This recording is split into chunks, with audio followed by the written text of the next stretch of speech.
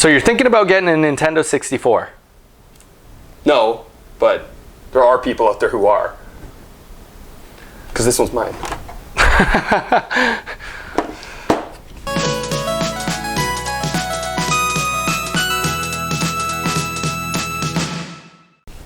So today what we're going to go over is really the expectations of getting a Nintendo 64, what kind of things you should expect it to come with, the price you're going to end up paying, as well as a couple little things to be wary of. Yeah, and it's kind of a cautionary tale because there was a time where N64s were cheap and like everything kind of associated with them were cheap. So what I'm going to do here is that it's going to be story time a little bit. It's time for stories.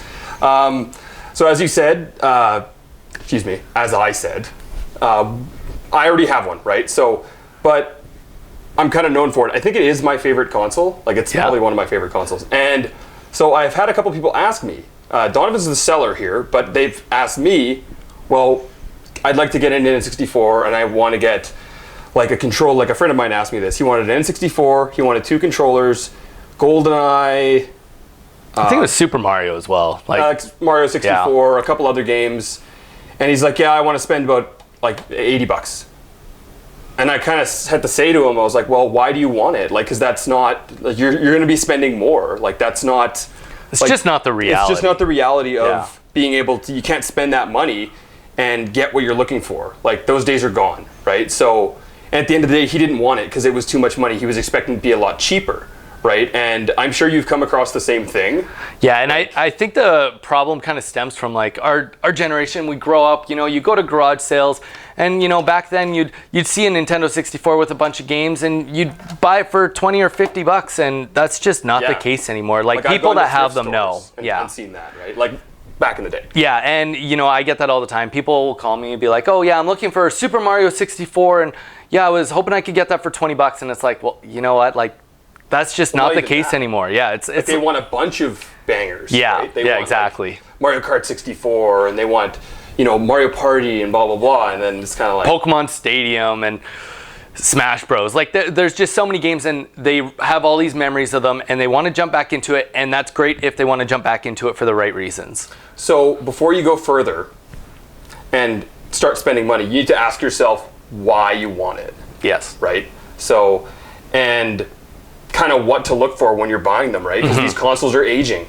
They came out almost 30 years ago, right? So this stuff is becoming older, and like one of the main things is, well, I bet, you know, the joysticks on the controllers, that's a big thing, right? Like they get loose, and you know, Mario Party, I blame Mario Party personally. Yeah, I mean, that's one of the top things to look for when buying one is whether the loose stick whether the stick is loose or not, and if it is, how loose is it? I mean, you can get away with playing some games if it's, you know, medium loose, but it is going to ultimately take away from games when you're cranking it and they're hardly walking. Well, yeah, exactly. And eventually, I've had it where the stick can actually come out. Yeah. Where it actually gets so worn down inside. Yeah. So, in my experience, when I got back into it, couldn't really find a great controller that I wanted to use, so I went to the aftermarket. I went to the third-party controllers, and my recommendation, I won't go into why as it is, we'll talk about it later, why I love this controller, but Retrofighters makes the Brawler 64 full wireless. It's fantastic. We'll talk more about it later. We'll link it down in the description. And it even comes in a wired controller too, so just depending on what you want. They're really affordable. Again, link down in the description, but we'll talk about that more in depth in a different video. Yeah.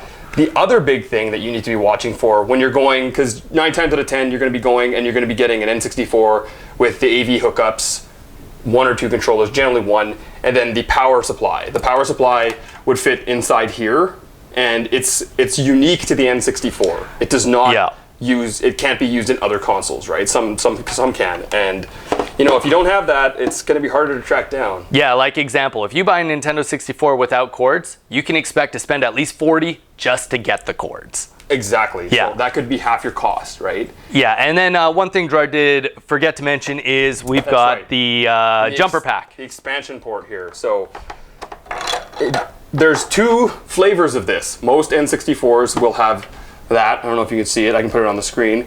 It's just the jumper pack. It's black.